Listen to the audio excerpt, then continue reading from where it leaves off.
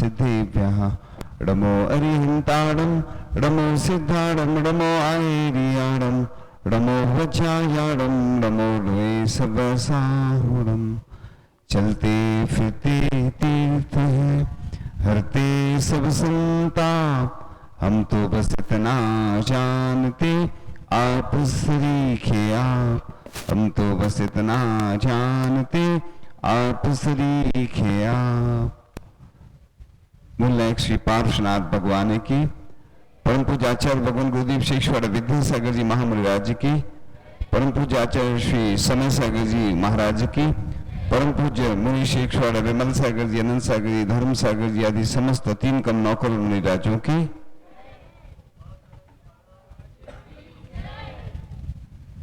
कल प्रातः काल की बेला में जब अचानक खबर मिली तो पहले से आचार्य भगवान का स्वास्थ्य नरम गरम चल रहा था, कभी अच्छा हो जाता था, कभी फिर बिगड़ जाता था, लेकिन ऐसा कई बार हुआ और आचार्य भगवान स्वस्थ हो गए। कुंडलपुर हो या अमरकंटक हो, इंदौर हो, तो इस बार भी ऐसी ही उम्मीद थी कि वो फिर से स्वस्थ हो जाएंगे, लेकिन चूंकि कई बार अस्वस्थ होने के कारण से शरीर कमजोर होता चला गया और वो हमेशा जागृत रहते थे और उनकी 55 वर्ष से अधिक की साधना थी। लगभग वर्तमान में उनकी उम्र 77 वर्ष और 4 माह के आसपास थी और वह हमेशा सजग सावधान रहते थे। साधु संत जिस दिन से दीक्षा लेते हैं तभी से वो साधना प्रारंभ कर देते हैं और वह आज हमारे बीच में नहीं है। इस दुनिया की सबसे बड़ी दुखद घटना है, क्योंकि साधु संत तो अपना कल्याण कर लेते हैं, समाधि मरण के माध्यम से उसको मृत्यु को महोत्सव बना लेते हैं, लेकिन वो हमारे बीच में रहते तो हमारे लिए उनका सानिध्य प्रेरणा मार्गदर्शन मिलती रहती और ऐसे लग रहा है कि जैसे सब कुछ ही हमारा चला गया हो, क्योंकि शिष्य के लिए गुरु ही सब कुछ होते हैं और उन्होंने जन जन के हित के लिए सब कुछ किया।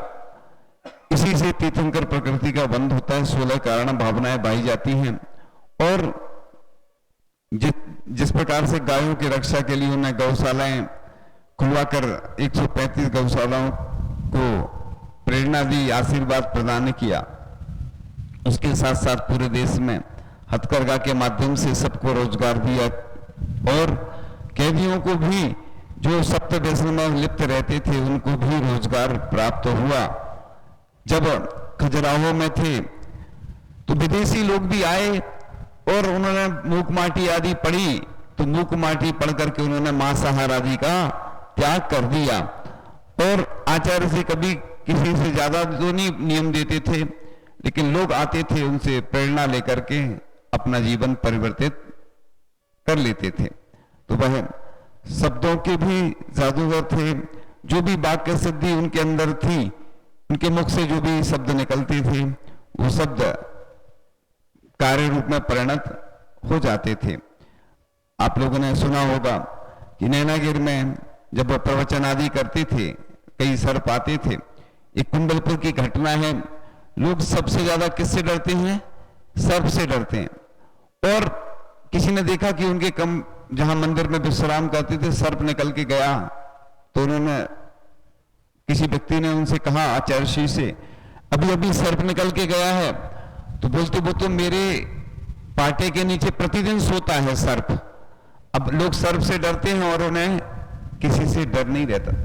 कई बार शमशान में गए और ध्यान लगाया, 44 घंटे तक हाईएस्ट, और उपवास आदि तो करते ही रहते थे अष्टमी चतुर्दशी को पहले, और अचानक विहार भी कर देते थे। इस प्रकार से उनके आशीर्वाद से कई लोगों की बीमारियां दूर हो जाती थी। उनके आशीर्वाद से जब भी जिसको कोई समस्या आती थी वो जाते थे और आचार्य श्री से निवेदन करते थे, वो आशीर्वाद प्रदान करते थे।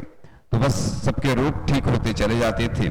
इसलिए हमेशा वह विश्व शांति के लिए प्रेरणा देते रहते थे और उनकी यही भावना रहती थी कि जो हमारा भारत है उसको इंडिया नहीं भारत बोला जाए और हिंदी भाषा के लिए विशेष महत्व देते थे।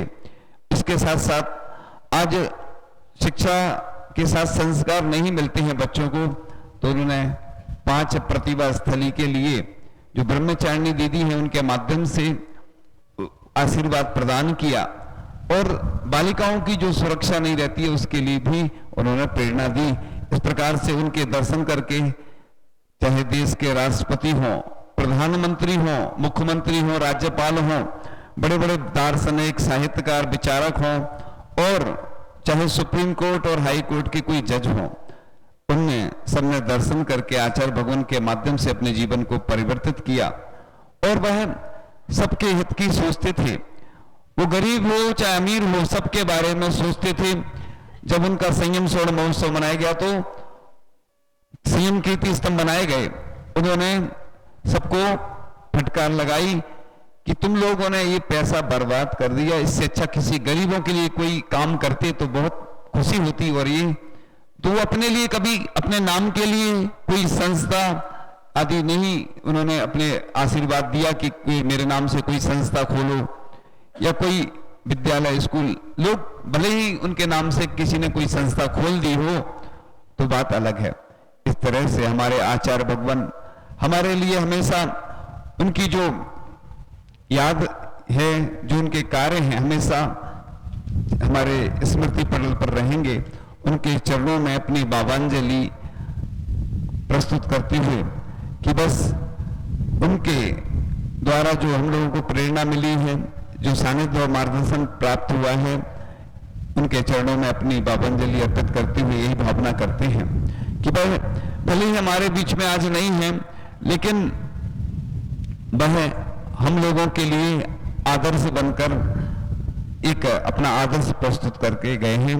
इन्हीं भावनाओं के साथ उनके चरणों में यही भावना है कि बस उन जैसा कोई दूसरा हमें प्राप्त नहीं हो सकता है और उनकी जो कमी है हम सब के लिए उनकी कमी महसूस होती रहेगी। भले ही वह आज हमारे बीच में नहीं है, लेकिन उनके जो कार्य हैं वो जीवंत हैं और वो हमारे स्मृति पटल पर हमेशा विद्यमान रहे। इन्हीं भावनाओं के साथ आचार्य भगवान गुरुदेव शिक्षण विद्यासागर जी महामुनिराज जी की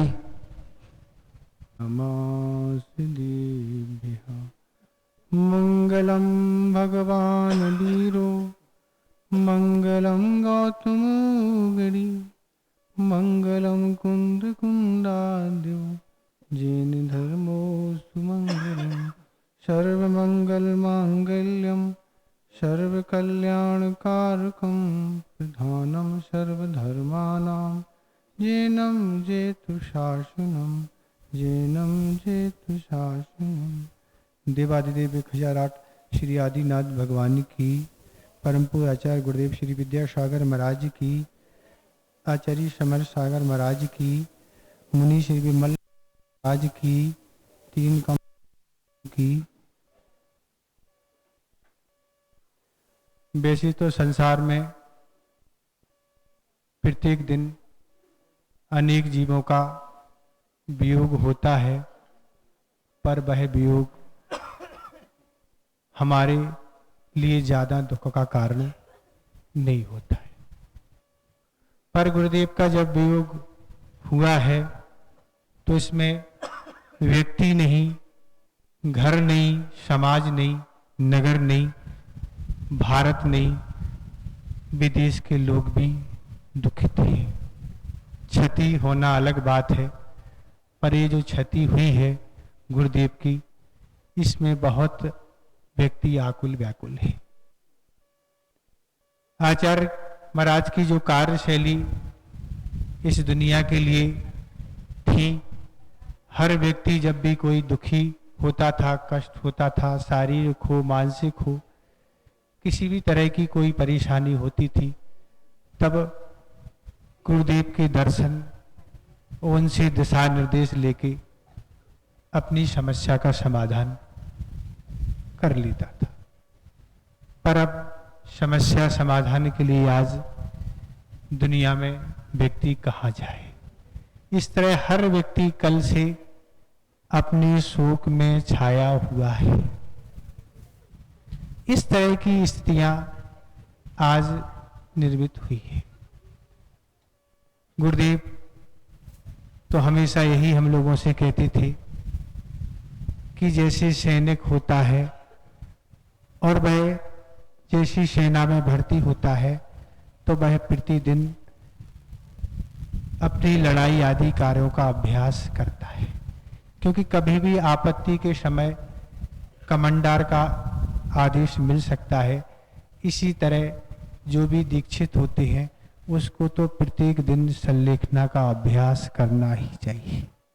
कभी भी कोई स्थिति परिस्थिति बन सकती है, क्योंकि मनुष्य आयु में अकाल मरण संभव है, कभी भी अकाल मरण हो सकता है। तो इस तरह की बातें आचार्य महाराज हम लोगों को समय समय पर बताते रहते थे और उन्हें तो यह सौभाग्य आचार्य पद मिलने के बाद ही अपने गुरुदेव की समाधि कराने का अवसर उन्हें स्वयं मिला। और समय समय पर जब भी आचार्य ज्ञान सागर महाराज जी का समाधि दिवस आया, कई चर्चा आई, तो उन्होंने वे चीजें बताई कि आचार्य ज्ञान सागर महाराज किस तरह से सावधान रहते थे और आचार्य महाराज ने कितनी सेवा की। उस सेवा का बखान करना अपने बस की बात नहीं है, क्योंकि ऐसी घोर गर्मी में उन्होंने संलेखना धारण की और संलेखना को विधि पूर्वक आगम के अनुसार उन्होंने किया। लोगों ने तो यही कहा कि करोड़ों अरबों रुपया देने वाला पिता भी उस पिता की सेवा करने वाला वह पुत्र नहीं होता है जो अपने गुरु ज्ञान सागर जी महाराज की उन्होंने सेवा की। तो इस तरह से उन्होंने पूरी सेवा लगातार जितने वर्ष भी समाधि संलेखना चली वह करते चले गए। सारे अनुभव उन्होंने स्वयं सीख लिए। किसी शिष्य ने एक बार कहा, जब आचार्य महाराज का बुंदेलखंड आना हुआ, कि आपने तो अच्छे से अपने गुरु की संलेखना करा दी। तब गुरुदेव ने यही कहा, हमने गुरुदेव की संलेखना नहीं कराई, हमने तो संलेखना करना सीख लिया। हम कौन होते उनकी संलेखना कराने वाले? तो ऐसे आचार्य महाराज थे जिनके अंदर मान गर्व तो किसी तरह का था ही नहीं कि हम कोई ज्ञान सागर महाराज की संलेखना करा रहे। वह तो हमेशा जागृत रहने वाले हमारे गुरुदेव थे। तो ऐसा अवसर अपने गुरुदेव की संलेखना कराने का अवसर आचार्य महाराज को स्वयं प्राप्त हुआ और पूरी हर तरह से उन्होंने सेवा की। गर्मी का समय था। आचार्य महाराज बताते थे कि राजस्थान की गर्मी ऐसी थी कि 8 बजे सुबह जैसे सिगड़ी में अग्नि की गर्माहट रहती है वैसी वहां की दीवारें गर्म हो जाया करती थी। इस तरह की वहां स्थिति थी। 10-15 मिनट में मैं आहार करके आ जाता था। ऐसा ना हो जाए कि हमारे अभाव में भी उनकी समाधि हो जाए। तो ऐसी तो दृढ़ता उन्होंने आचार्य पद ग्रहण करने के बाद ही सारी चीजें वह ज्ञान सागर महाराज से उन्होंने सीख ली थी। फिर भी समय समय पर गुरुदेव के चरणों में अनेक व्यक्ति गए और उन्होंने अनेक संलेखना गुरुदेव ने कराई। उससे भी उन्होंने बहुत सारी अपनी शिक्षा लेते गए और लगभग अभी 10-12 वर्ष पहले से ही उन्होंने भगवती आराधना ग्रंथ है जिसमें समाधि का सारा वर्णन है, उसको उन्होंने स्वयं स्वाध्याय करते हुए पूरे संघ को वह स्वाध्याय कराया। वो कह रहे इसलिए करा रहे स्वाध्याय कराया कि अब हमें आगे संलेखना धारण करना है। इसलिए उन्होंने 10-12 पहले ही लगभग 2012-13 की बात होगी जब उन्होंने भगवती आराधना का ग्रंथ का स्वाध्याय पूरे शिष्यों को और स्वयं अच्छे से अध्ययन किया। और उसके बाद फिर वह अभी लगभग 5-6 वर्ष पहले कह रहे थे जबलपुर में जब थे कि अब तो संघ हमें छोटा करना है, अब तो हमें 3-4 ही बस रखना है। और जाके उन्होंने इंदौर में सारे संघ को अलग अलग रूप में करके अपना संघ छोटा कर दिया था। तो इस तरह की उनकी सारी प्लानिंग विधिवत पहले से ही चल रही थी। दूध का भी उन्होंने बहुत पहले लगभग 2015 में लगभग कर दिया, 15-16 में दूध का भी उन्होंने त्याग कर दिया। और वैसे ही उनकी चर्या, आहार चर्या बहुत सिंपल थी, ज़्यादा कुछ ऐसा कुछ लेते ही नहीं थे, उसमें भी घटाती गई। कई बार के बिहार के प्रसंगों में हम लोगों ने ये निवेदन रखा कि गर्मी अधिक है, आप कुछ नींबू लेना प्रारंभ कर दें इस तरह से हरी, तो यही कहते थे अब ग्रहण करने की बात नहीं, अब तो त्याग करने की बात कहो। ग्रहण तो कर ही नहीं सकती, तो ग्रहण तो त्याग की ही वस्तु उन्होंने जीवन में कभी की नहीं। कितनी ही उन पर समस्या और कुछ भी हुआ, तो इस तरह गुरुदेव तो हमेशा सजग रहने वाले व्यक्तित्व थे और सजग हमेशा रहते थे। जिनके अंदर अध्यात्म ऐसा भरा हो, उनकी चर्या के बारे में अपन क्या कहें।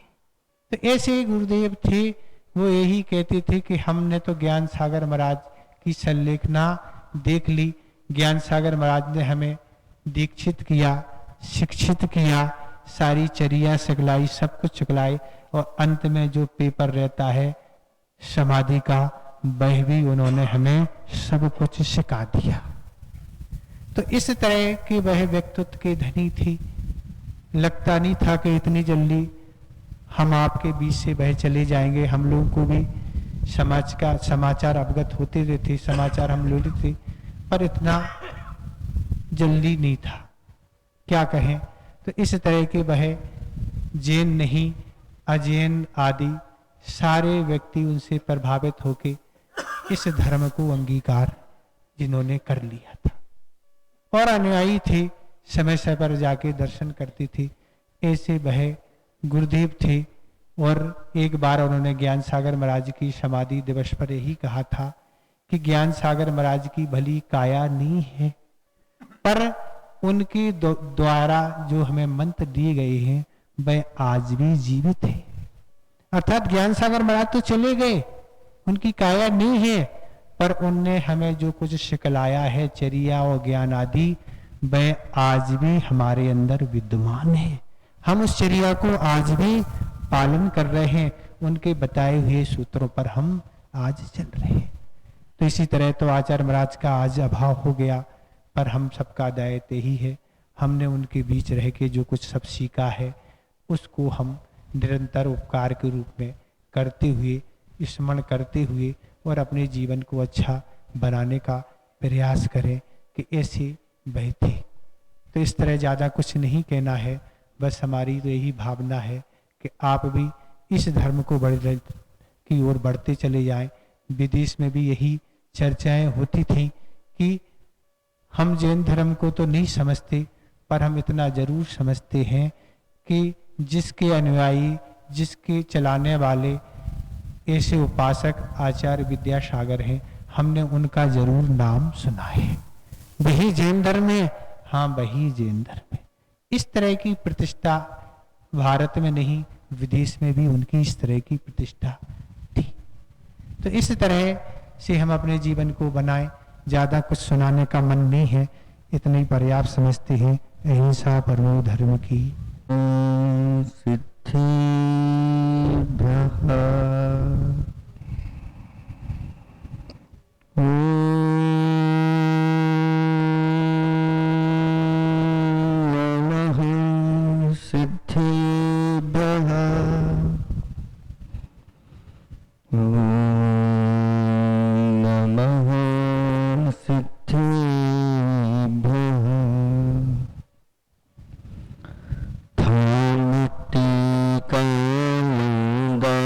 गुरु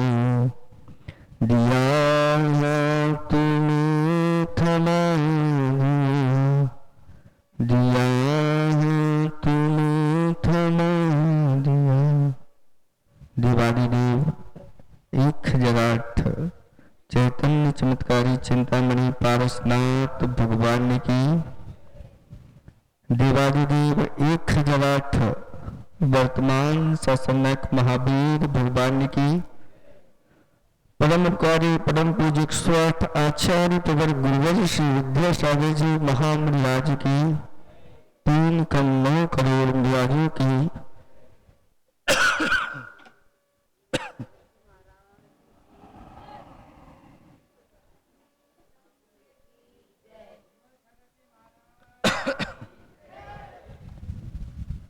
धर्म स्नेही भूपात्माओं,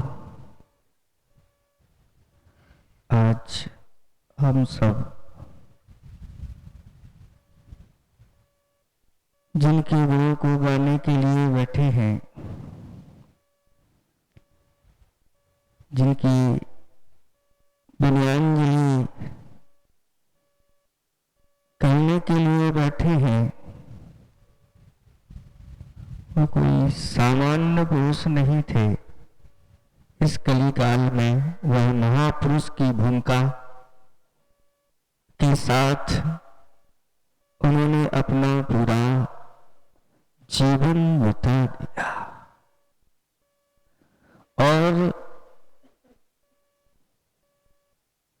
वह सबको देते चले गए। लेने का कोई भाव उनके अंदर नहीं था। किसी ने आकर के उनसे पूछा कि आचार्य भगवंत, जीने की शैली क्या होना चाहिए? बहुत कम शब्दों में उन्होंने सारभूत बात कह दी। न्यूनतम लेना, अधिकतम देना, श्रेष्ठतम जीना, बस यही जीवन का सार है। कि ग्रहण कम करना, लेकिन शक्ति अपनी उसका उपयोग करके जितना दे सको दो, और अपने जीवन में श्रेष्ठतम जीना यानी महान गुणों के साथ अपने जीवन को यापन करना। ऐसे वो गुरु महान थे जिनकी महिमा को शब्दों से नहीं बांधा जा सकता। कहा है कि समुद्र की गहराई फिर भी नापी जा सकती है, लेकिन गुरु के गुणों की गहराई को कोई नाप नहीं सकता। इस पृथ्वी को फिर भी नापा जा सकता है, लेकिन गुरु के हृदय की विशालता को कोई नाप नहीं सकता। अभी बच्चों ने नमोकार मंत्र पढ़ा। उस नमोकार मंत्र में 5 पद हैं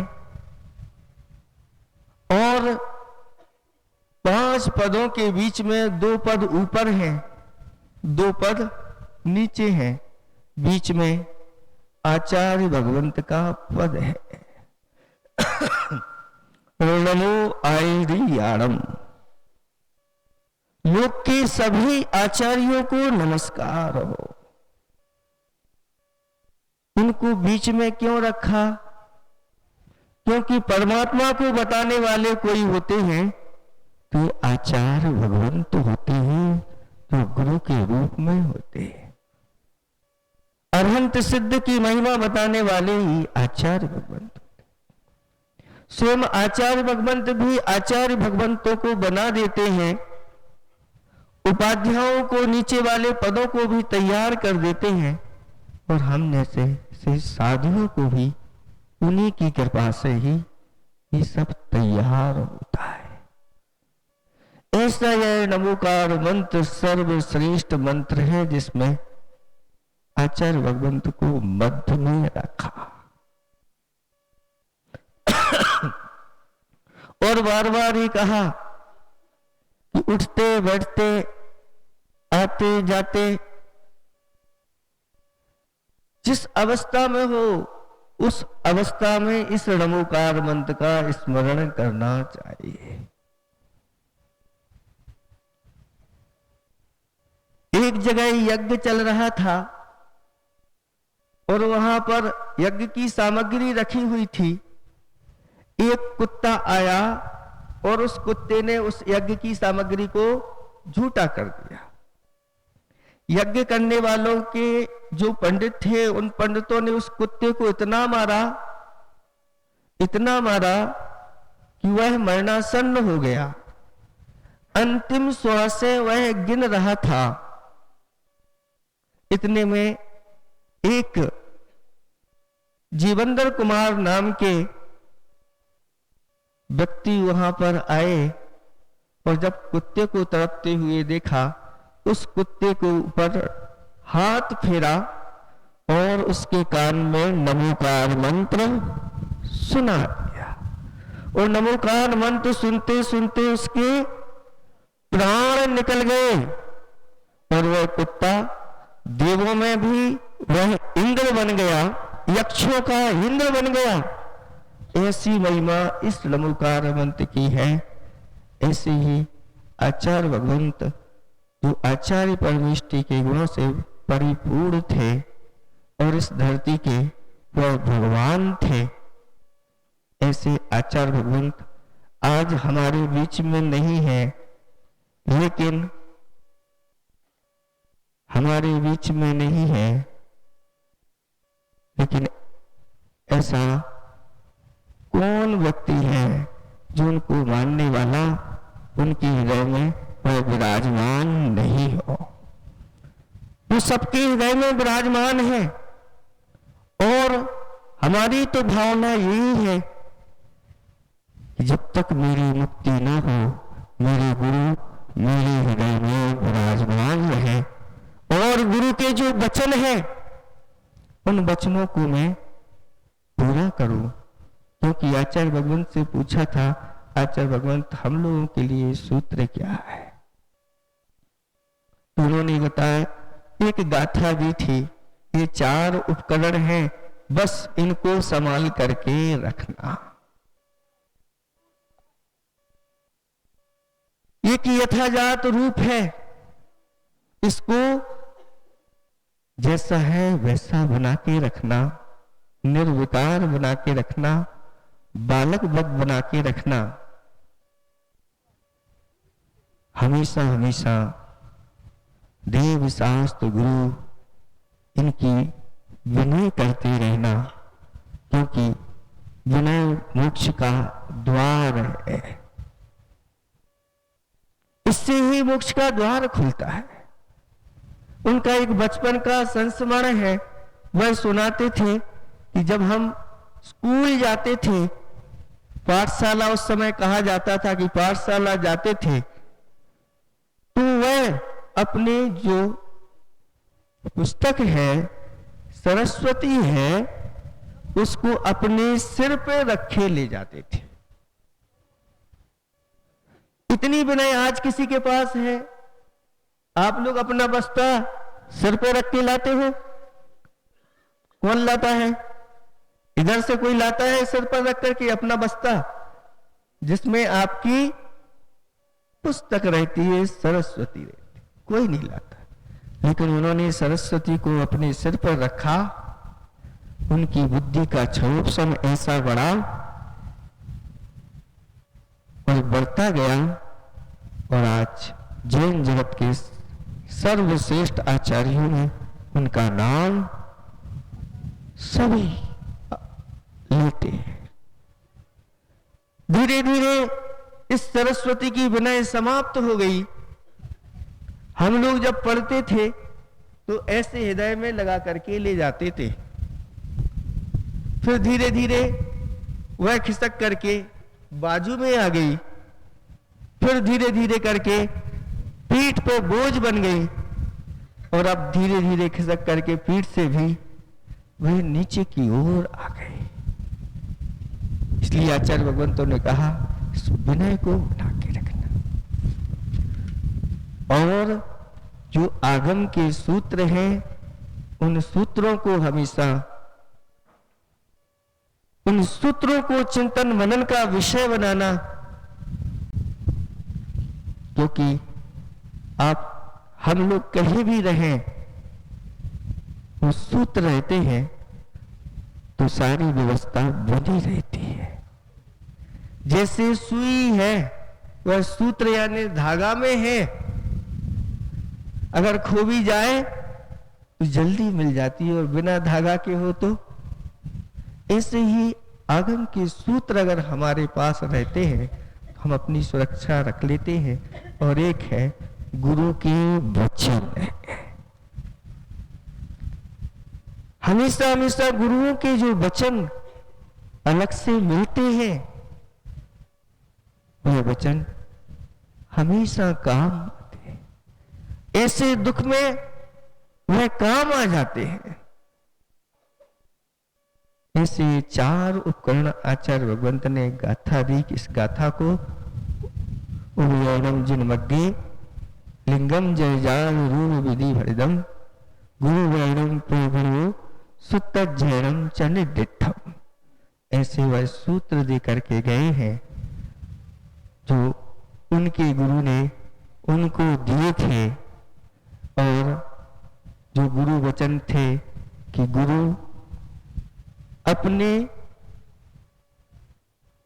गुरुकुल बनाना, संघ को क्या बनाना, गुरुकुल बनाना, और वही वचन उन्होंने अपने हृदय में रखे और एक महान गुरुकुल बना करके गुरुदेव चले गए।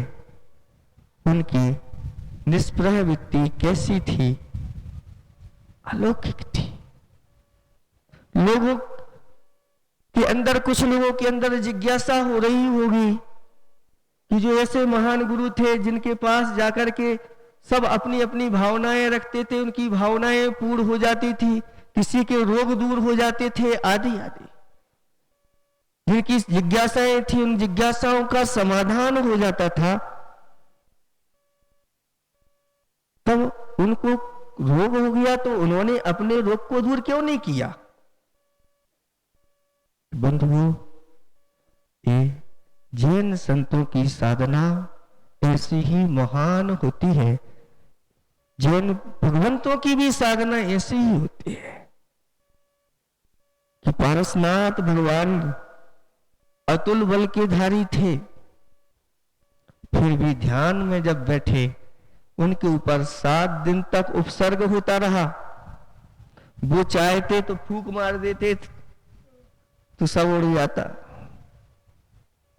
ऐसी शक्ति उनके अंदर विद्यमान है, लेकिन नहीं, ये उपसर्ग और परिचय सहन करना, जिसके माध्यम से ये हमारा पूर्व का कर्ज चुक जाता है। और श्रमणों का सबसे बड़ा धर्म समता है, और उस समता में सभी जीवों को क्षमा करते हुए, जैसे पार्श्वनाथ भगवान ध्यान में लीन रहे और उन्होंने केवल ज्ञान की प्राप्ति कर ली, ऐसे ही आचार्य भगवंतों के साथ कितने बार रोग आदि हुए, कितने उन्होंने उपसर्ग आदि सहन किए, सब समता के साथ। कभी प्रतिकार करने की भावना उनके अंदर नहीं आती थी कि हम उसका प्रतिकार करते। सब शांत समता के साथ वह सहन करते गए। हम लोगों से भी कहते थे कि अपने रोग को दूर करने के लिए अगर माला फेरोगे तो वह आर्त ध्यान कहलाएगा। इसलिए कभी अपने रोग को दूर करने के लिए माला नहीं फेरना। दूसरों के रोग दूर हो जाए इसके लिए फेरोगे तो धर्म ध्यान होगा। अपने कर्म निरा के लिए माला फेरोगे, धर्म ध्यान होगा। ऐसी उनकी गहरी सोच होती थी। ऐसे वह महान आचार्य भगवंत आज ऐसा लगता है कि सब सूना सूना सा हो गया, लेकिन आचार्य भगवंत जिनकी साधना बार बार देखने में आती थी। हम लोग तो यही थे, उनके पास नहीं पहुंच पा रहे, लेकिन लोग दिखा देते थे आज आचार्य भगवंत की देखो, ये शाम की चर्या है, ये आहार की चर्या है। कहीं भी किसी प्रकार से शिथिलता उसमें नहीं दिखती थी। बराबर सावधानी के साथ मार्जन करना, बैठना और अच्छी तरह से वंदना करना, किसी की सहायता नहीं लेने का प्रयास करते थे। और संघ के प्रति कैसे निष्प्रय थे कि पहले से ही 5-6 साल पहले से ही उन्होंने सब व्यवस्थित करना प्रारंभ कर दिया और सबको सब सौंप दिया। अब हमारे कोई इस प्रकार से जिम्मेदारी नहीं है, मात्र अपने अनुकूल चर्या बनाने के लिए 3-4 साधुओं को अपने साथ रखा। और साथ साथ में अभी जब हम लोग खुणादरी में थे उस समय आचार्य भगवंत का स्वाध्याय चल रहा होगा, प्रतिक्रमण आदि का। उस समय पूज्य निर्यापक श्रमण प्रसाद सागर जी महाराज का हम लोगों के लिए एक पत्र आया और सभी जगह पहुंचा होगा। आचार्य भगवंत ने कहा था कि सबको खबर भेज देना कि अब सब अपने अपने को संभाले, अपने अपने जो जिनके लिए जिम्मेदारी दी है वह जिम्मेदारी का अच्छी तरह से पालन करते हुए निरंतर हमेशा एक ही समाधि की भावना रख करके ही अपने सारे मूल गुणों का पालन करना, क्योंकि श्रवण का लक्ष्य यही होना चाहिए और बाकी ख्याति पूजा लाभ आदि में नहीं पड़ना चाहिए। 1 महीने लगभग 1.25 महीने पहले ही इस प्रकार से सब उन्होंने कर दिया और स्वयं उस रोग को सहन करते करते आचार्य भगवंत बड़े समता परिणामों के साथ उन्होंने समाधि को अपना लिया और वह अपना कर्तव्य करके चले गए। अब हमें अपना कर्तव्य करना है और अगर जो गुरु महाराज ने हम लोगों को दिया, हम सबको दिया, हम उसका पालन करते हुए और उसको विकसित करते हुए अगर आगे बढ़ते हैं तो गुरु जहां रहेंगे हम सब पर उनकी कृपा, हम सब पर उनका आशीर्वाद, हम सब के ऊपर उनकी प्रसन्नता बनी रहेगी। इतनी ही हम भावना भाते हैं, क्योंकि सब जानते हैं एक बार उनकी जिनको झलक मिल जाती थी वह कहता था मुझे सब कुछ मिल गया, अब मुझे कुछ नहीं चाहिए। कई लोगों के मुख से सुना एक बार उनके दर्शन मिल जाए, एक बार चरण छूने को मिल जाए, बस मेरा जीवन धन्य हो जाए। बस अंत समय में यही कहूंगा कि उन गुरु की आज्ञा का पालन करते हुए अंत में मैं भी समाधि को प्राप्त हूँ। अहिंसा परमो धर्म की आचार्य गुरुवर श्री विद्यासागर जी महामंडलाज की, नवीन आचार्य परमेष्ठी श्री समय सागर जी महामंडलाज की।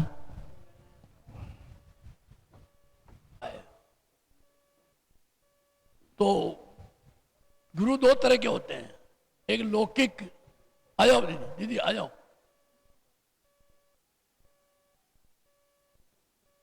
एक लौकिक गुरु होते हैं, एक लौकिक गुरु होते हैं, एक धर्म गुरु होते हैं। ये सब जितने भी आपके शिक्षक हैं वो आपको लौकिक गुरु हैं और जो मंच विराजमान है ये धर्म गुरु हैं। हमको दोनों गुरुओं की आवश्यकता है और विद्यासागर जी महाराज दोनों गुरु थे जिन्होंने हमारे ऊपर बहुत बड़ा उपकार किया और धर्म मतलब है कि शिक्षा के लिए विद्यालय खोले, औषधालय खोले, गौशालाएं खोली और हाथ गरगा उद्योग जो चला है, हमको सबको बहुत जीने की कला बताई है। ऐसे ही गुरु कल हमारे बीच में नहीं रहे हैं, हम उनको श्रद्धा सुमन अर्पण करते हैं और उनके रास्ते बताए हुए जो उन्होंने जो अपने हमको सबको रास्ता बताया है, आगे चल करके ऐसे ही गुरु हमें और रास्ता बताएंगे और हमारा कल्याण होगा। हम पढ़ लिख करके आगे बढ़ेंगे और हमेशा अपना जीवन सफल करेंगे। ऐसे ही इसको लेके महाराज जी से निवेदन है कि वो अपने मुखारबिंद से अमृत पानी बरसावे। भैया थोड़ा माइक कमजोर पड़।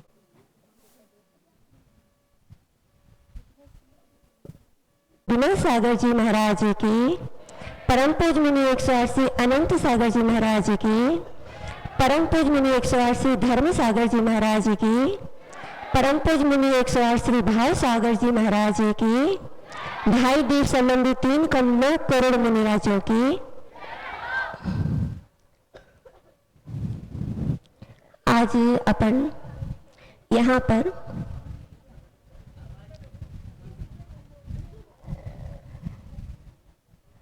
आचार्य गुरुवर 108 श्री विद्यासागर जी महामुनिराज, जो कि इस जगत में एक तीर्थंकर के समान सबके सामने प्रस्तुत हुए, जिनका जीवन बचपन से लेकर के जब तक वो अपने बीच में रहे तब तक एक ऐसा व्यक्तित्व निखरा है जिसका हर व्यक्ति दीवाना हुआ है। बच्चे हो, बड़े हो, बूढ़े हो, कोई भी हो, अस्वस्थ अवस्था वाला हो या चाहे स्वस्थ अवस्था वाला हो, कोई भी हो, ऐसा एक व्यक्तित्व जो हमारे सामने था, उसका अपने जीवन पर एक ऐसा प्रभाव छोड़ा है। जब वह छोटे थे, सुनो बच्चों, बच्चों सुनो, जब वो छोटे थे तो इतने दयालु थे कि कभी किसी कोई जीव के लिए कष्ट नहीं देते थे। एक बार की बात है उनके जीवन की,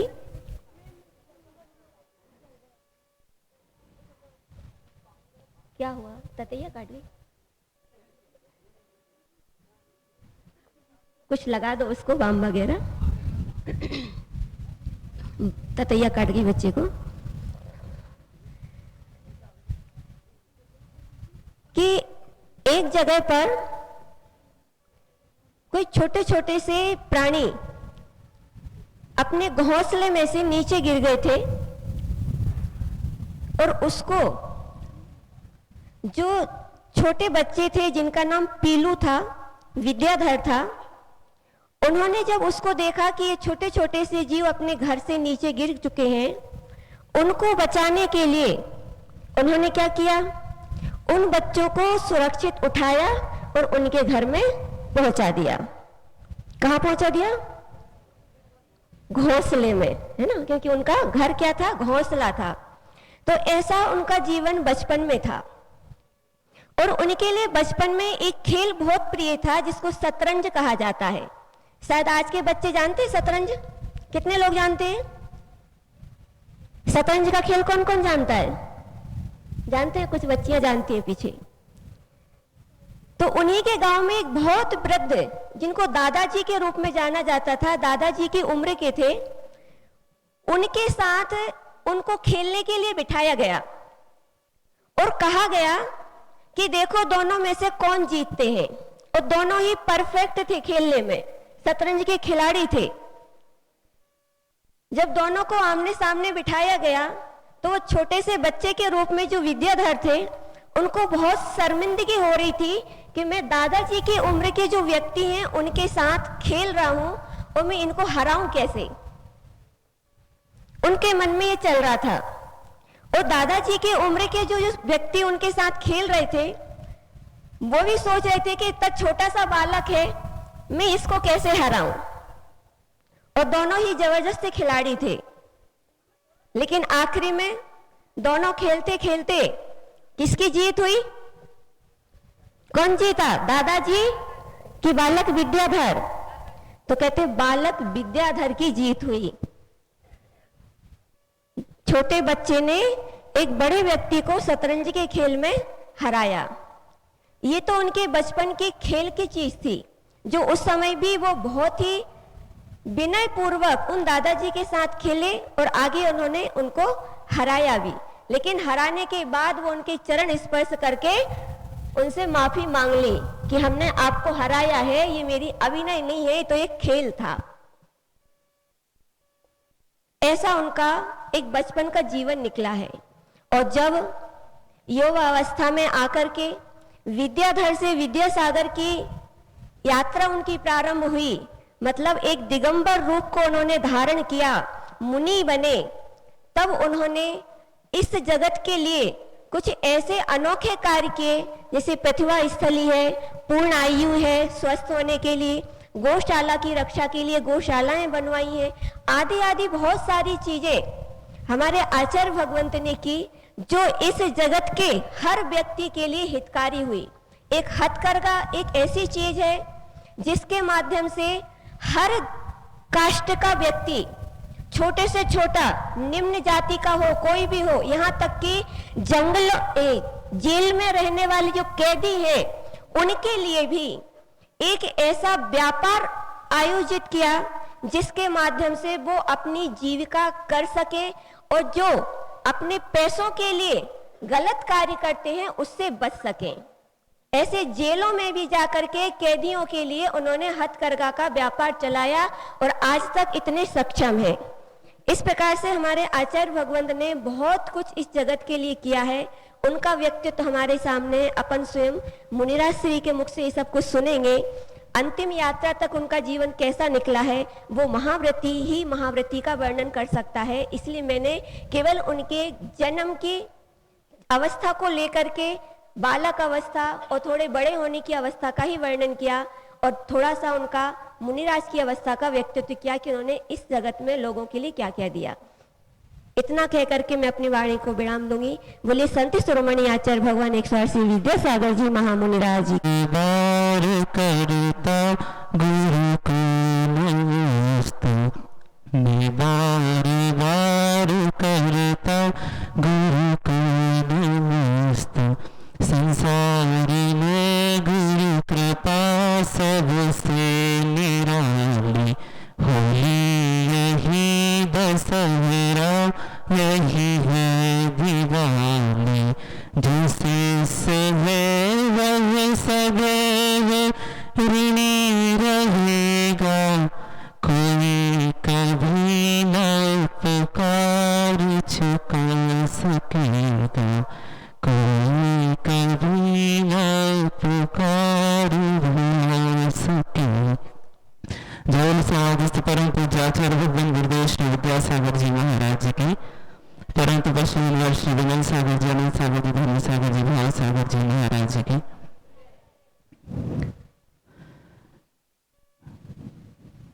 गुरु जी के बारे में क्या कहना, उनके लिए तो कोई शब्द ही हमारे मुंह से नहीं निकल रहे, क्योंकि उनके बहुत उपकार थे। चाहे शिष्य हो, चाहे कोई भक्त हो, चाहे कोई भी हो, वो जन जन के संत थे।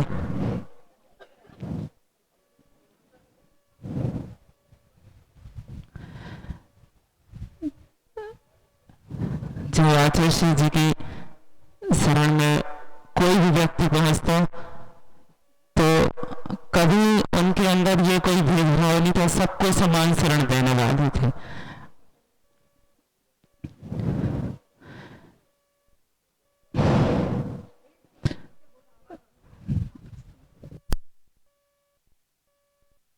से संचालित है और अभी यहाँ पर 500 स्टूडेंट के लगभग विद्यार्थी अध्ययन कर रहे हैं।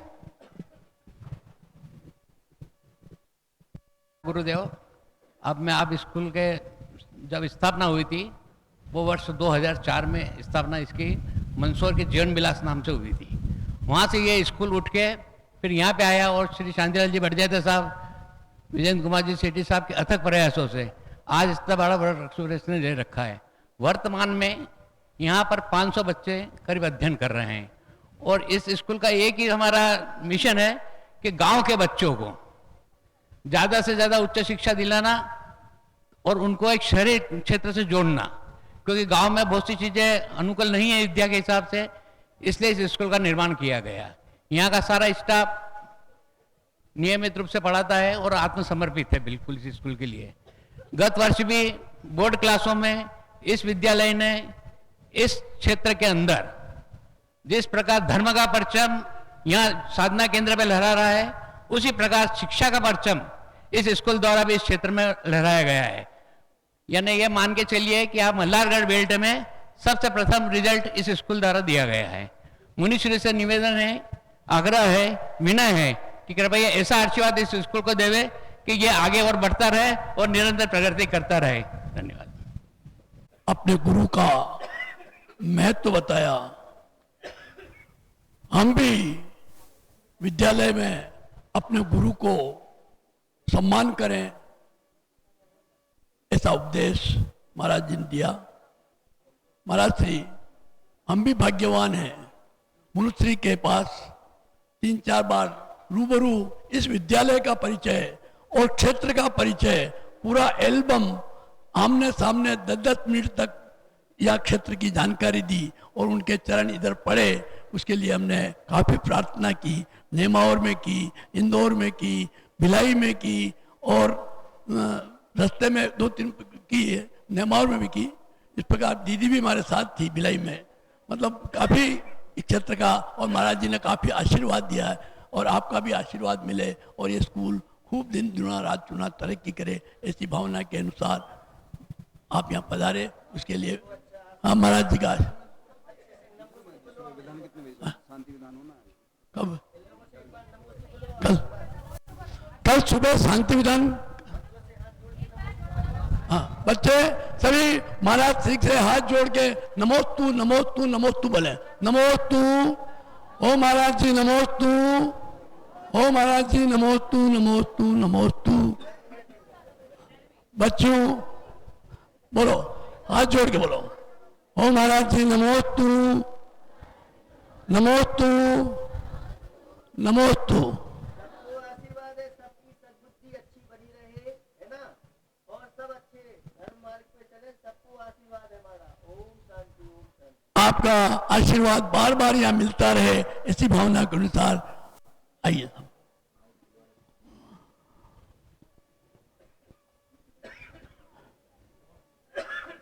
भिलवाड़ा से पधारे श्रावकों का प्रशांत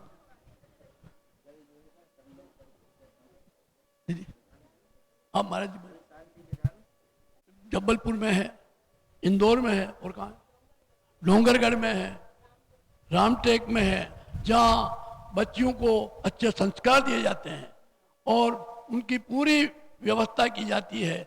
हम भी चाहें तो वहाँ प्रतिभा स्थलियों में जाकर के अपना भविष्य अच्छे से अच्छा बना सकते हैं। मैं परम पूज्य 108 विमल सागर जी महाराज से सबकी ओर से निवेदन करता हूँ, प्रार्थना करता हूँ कि अपने